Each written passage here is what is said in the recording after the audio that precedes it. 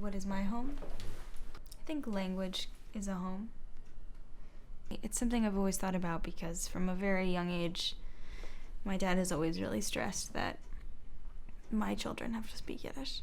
It's sometimes very overwhelming when I feel like my Yiddish isn't good enough, but it will happen one way or another, and so the construction of a home, it has to have Yiddish.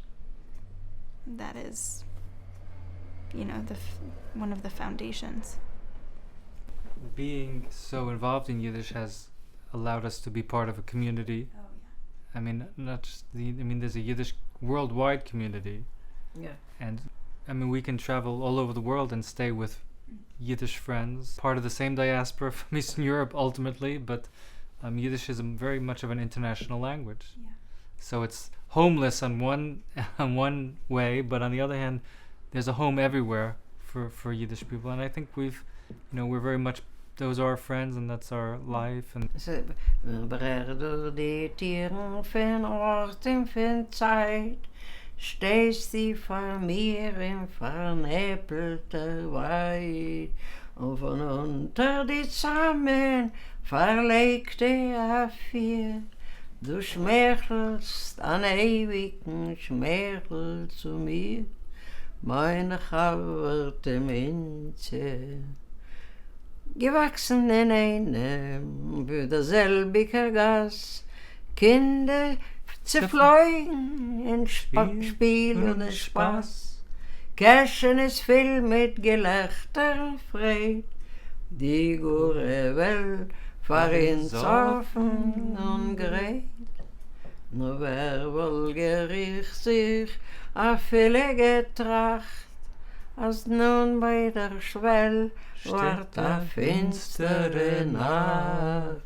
Und unser Steingas wie a feuriger Strom wird Wind verschlingen in finsteren Ton.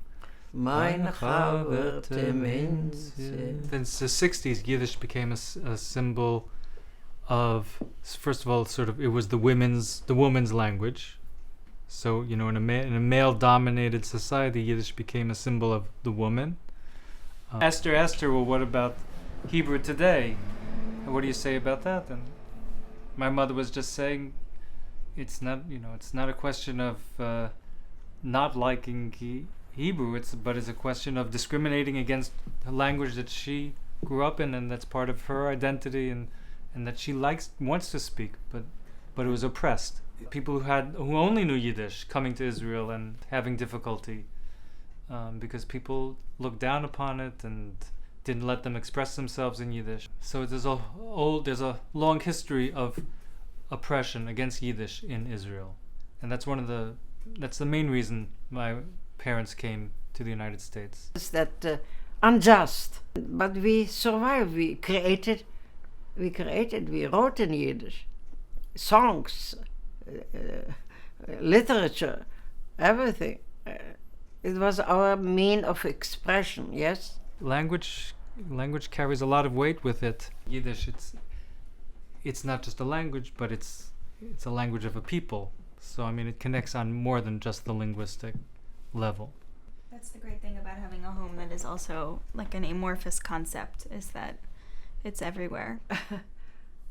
Yeah, I love Jews, whether they're religious or not.